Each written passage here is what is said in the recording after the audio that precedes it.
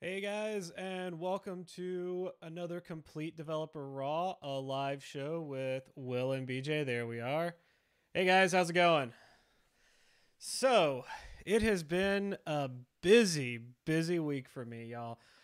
Tuesday night, a friend of mine was presenting at an art show up in Nashville. So, a bunch of us kind of carpooled up there and went to her show. It was really awesome. Saw a lot of really great artists. Got my face painted. If you follow me on social media, you probably saw those pictures. Um, yeah. Uh, I didn't know how to remove makeup when I got home. It was like 11 o'clock at night, and I'm like, I can't text my sisters. They're both in bed. What do I do? So I posted on Facebook and got some replies from friends, but ended up soap and water did the trick. It was just face paint makeup, so it wasn't that bad. Was pretty cool though. That was Tuesday. Then Wednesday, I got my bike back finally. Not that they had it for very long, but I was back and forth with the place up in Nashville about coming and picking it up. Moved down here, kind of waited till I'd settled in a little bit and it warmed up some. Called this place down the road, and I called them on Friday. They picked it up on Saturday. It was great service and all that. But then I go to pick it up, and it was a little bit more expensive than I was expecting it to be. They don't make the tire that I needed here in the U.S. anymore. So all that St. Patrick's Day is coming up, so that's pretty cool. Got I'm sure people are going to be out celebrating. No green beer though. I just not into that. So, how about you, man? I basically am spending all of my free time writing. Mm-hmm. Last night, I turned in a big chunk of text, 45 pages of content. Awesome. Yeah. And then between getting off of work today and starting the Facebook Live, I finished up editing on another 10 pages that I've got to chuck over the wall at them too. Sweet, man. That's awesome. So, yeah. Other than that, I have not done much. My wife and I did go and see Bohemian Rhapsody. That was a good movie. Yeah, that was pretty good. I was surprised.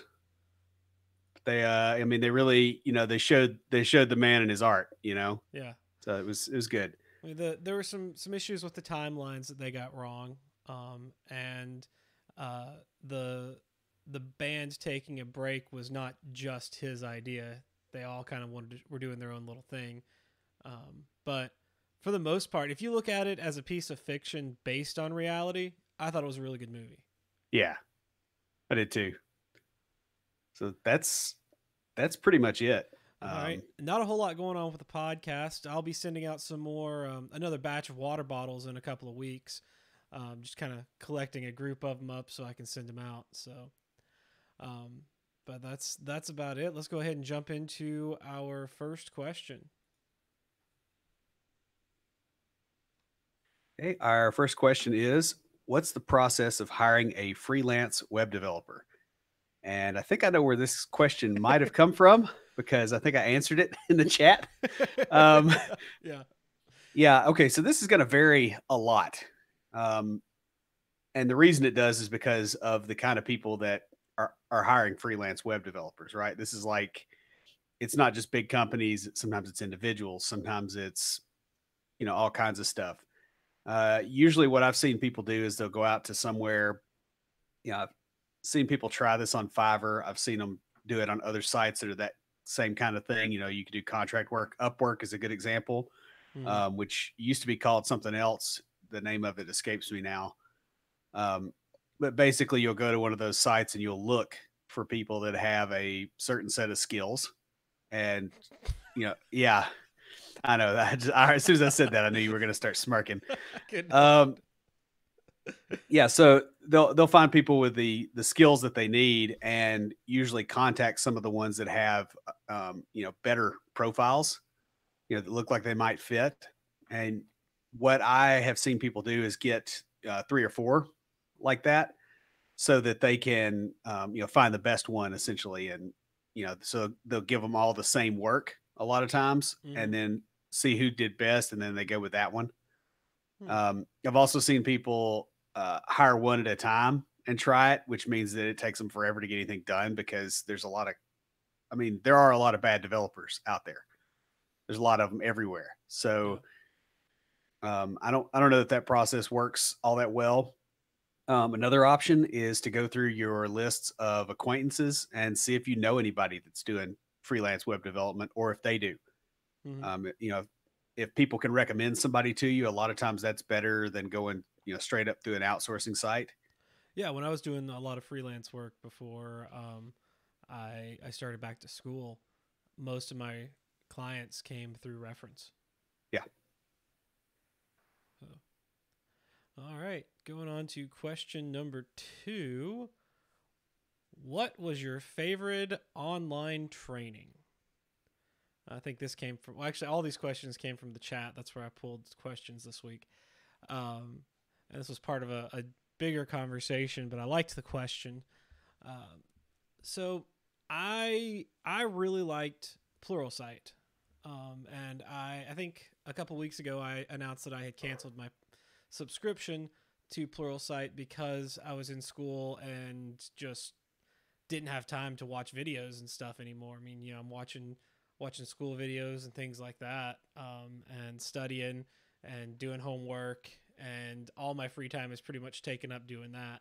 So I haven't been watching, like, I hadn't watched any in a couple of months. I was like, you know what? Why am I paying for this? But Yeah. that said, it was my favorite. It's really good for about mid level up, so intermediate, I guess, up. I don't know how well it is for beginner. I had some struggles when I was very first starting out because even their beginner stuff is more like, oh hey, you've been doing this other thing, so Yeah. now starting here, we're assuming you know all this other stuff.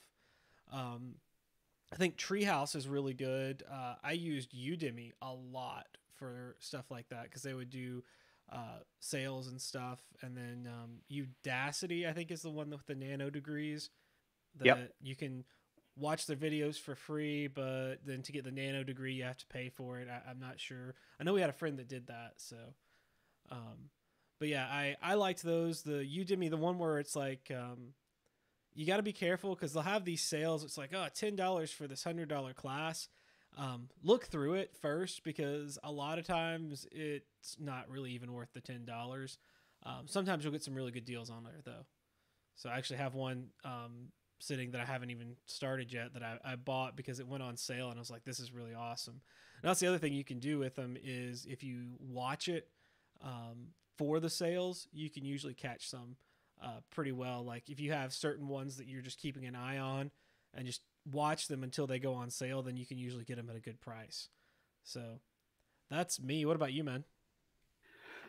Uh, I mean, I'm kind of mixed. I liked Pluralsight. I've been considering canceling my account on there mainly because I don't have time either. Yeah. And a lot of times when I need stuff, it's not available on there or it's out of date. Mm-hmm. Um, I'm getting into a lot more, you know, markety type stuff. You know, I need to go through another Google Analytics class before long. A lot of, you know, that kind of stuff, and it's not as well represented there. Yeah. The other thing I found is that if you've got a fast moving framework that you're working with, .NET Core, for instance, um, the examples that you'll see on there, they're out of date. Of course, it's that way across the entire web. Mm-hmm. Yeah, Um, that's the thing with, I mean, if it's very fast moving, but also like Pluralsight, they have a really high quality standard yeah, for so it takes their them a long time to make new stuff. right. So even the people that are putting stuff out constantly, it's still like they start making something and then it's months, let me move the correct direction here, before before they actually get it published, and then things have changed by then. Yeah. So now, all right, moving on to question number 3. What advice do you have for someone over 40 trying to change careers and get into the development world? Um, I'm kind of mixed on this one. I do think you can obviously get in after 40 and do well. However, you might not be able to do it the same way that a 20-year-old can. And a lot of stuff, is kind of set up and geared towards that age range. So you're going to have to adapt a lot, from that. The other thing I would tell you to do is, don't pretend like you didn't exist from 20 to 40, right? You've got to, like, seriously, I'll see people there, they'll come in, they're like, oh yeah, I'm getting into development, and they're telling you about all the stack they used. And you're like, you remember the Challenger explosion, right? Right. Like it's like you did not fall asleep at 20 and sleep till 40. Like you did something in between there. Leverage that. Mm-hmm. Because it doesn't matter what it is. There's probably something that you have done that you can actually pull in to a new job. So like, for instance, let's say that you were a journalist. I don't know, just pulling something out of the air. Okay, cool. There's lots of companies that actually do software for journalists. I worked at one. So you might look at those kind of angles where you can come in and you can go, okay, here's the stuff I had previously, and now I'm a developer too. So now you're ahead of the other people at your level. Yeah. And you didn't waste that 20 years. And that's basically kind of what I told you about, going into medical related coding, but you didn't end up having to do that. That, and I wasn't over 40 when I started. I'm still not over 40, so yeah, me either. Y'all know for a little while longer. So for you, maybe. Yeah, I got more time. But no, yeah, I kind of agree with that. Is leverage what you've already got. I was, like you said, you suggested that. I was planning on doing that. Completely planned on going into the medical side of things, because I didn't have another set of words and terms to learn because I already knew the medical stuff. Just life didn't happen that way. I ended up with the job at the state, and I'm really happy about it. Get to do some really cool stuff and really enjoy the job, and got some great benefits too. So, and it's a great way to stay in shape. Is that Family Guy or South Park? I think it was Family Guy. Family Guy. That sounds like a Family Guy thing. Yeah. Yeah. Great way to stay in shape. They don't tell you which shape when you're sitting at a desk. They say you're basically kind of an oblate spheroid. You just get rounder and flat at the ends. Round is a shape. Round is a shape. Exactly. No. Realistically, though, guys, I have been going to the gym. I have lost 5 pounds since I started going to the gym about 3 weeks ago. So I'm quite happy with that. I got some good results, and I wasn't even pushing. I just was trying to get into the habit of going every day. So I would go and do like a light workout and then go home, and already seeing results just from a light workout. So that's really awesome. We got Eric Wright, who's on and says, this is a great question, talking about the one we just answered, the last one. So thanks, Eric. Yeah, that was a good question. I think I pulled that one from Slack as well. So if you guys aren't on our Slack channel, go to slack.completedevelopernetwork.com and sign up for it. We chat and talk to people all the time. We've also got Aaron and Dave from Junior Developer Toolbox on there. And there's a couple other people from other podcasts that pop in every now and then and say hi to people and answer questions. So it's really cool. We have a lot of fun. Speaking of answering questions and stuff, our next episode is going to be about Lunch and Learn. Some of the best things we learn are not in a classroom, but from just sitting around chatting with fellow developers. Dev chats or Lunch and Learns somewhat formalize this process. Basically, they allow for things such as knowledge transfers from senior developers who've been working in the code base for years, to providing opportunities for younger developers to show off new skills and newer technologies. In the episode, we're going to discuss ways to get buy-in from management, how to get fellow developers excited about coming to a Lunch and Learn, selecting topics and speakers, and then some of the common obstacles that you'll face when trying to build the culture of Lunch and Learn at your workforce. But that's coming up next week. So guys, be on the lookout for that. We're going to hop off here and actually go record that episode. So exciting. We're a little bit behind in our recordings. So let's That's always not fun. Yeah.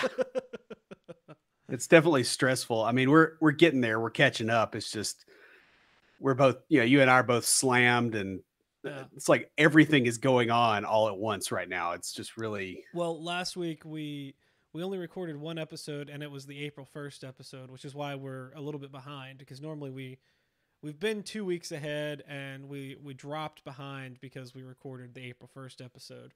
So tonight we're doing another double and going to catch back up to where we were. So, and then you're going to be out of town, and we'll drop off again, and we'll catch back up. That's just going to be back and forth for the next few months until we can get ourselves back ahead of the game. Yep. All right. Well, we're going to hop off here, and we will talk to you guys later.